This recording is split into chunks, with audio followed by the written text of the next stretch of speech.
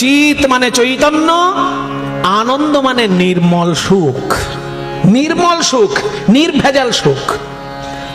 সৎ মানে সত্তা, চিত মানে চৈতন্য, আনন্দ মানে নির্ভেজাল সুখ।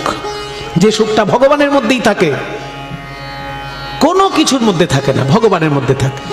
আমরা যে কোনো সুখ ভোগ করি না কেন, তার পেছনে দুঃখ তাড়া দিয়ে সবসময়। গরমকালে এসি চালালে খুব ভালো লাগে, কিন্তু বেশি এসি খেলে পরে শরীর ভালো থাকবে?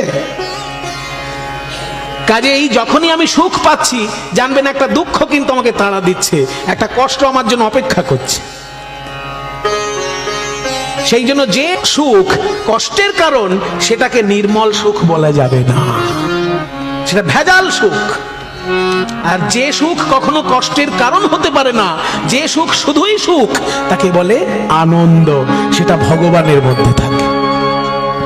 সদংশে সন্ধিনী, চিদংশে সম্বিত, আর আনন্দাংশে লাদিনী, আর সদংশে সন্ধিনী, চিদংশে সম্বিত, যারে জ্ঞান করি মানি।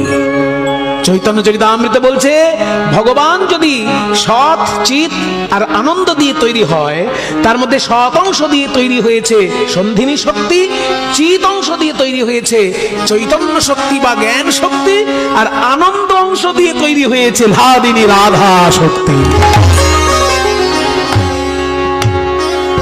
তার মানে রাধারানী মানে অলিগলির প্রেমিকা নয়, রাধারানী মানে বৃন্দাবনের একটা গোয়ালিনী নয়। এখনো তো বৃন্দাবনে গোয়ালিনী আছে, রাধারানী বলা যাবে কি? রাধারানী মানেই বৃন্দাবনের গোয়ালিনী নয়, রাধারানী মানে অলিগলির প্রেমিকা নয়। রাধারানী মানে ভগবানের 3 ভাগের 1 ভাগ।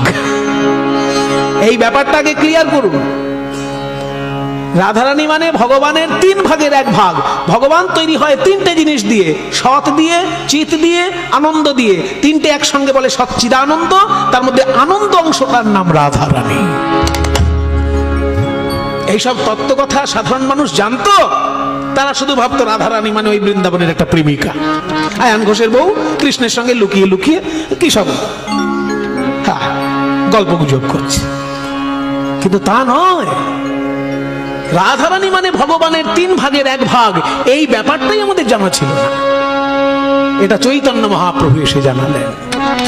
আর বিশুদ্ধ প্রেম পারে অমানুষকে মানুষ করে দিতে, আর মানুষকে দেবতা করে দিতে, সেটাও চৈতন্য মহাপ্রভু এসে জানালেন।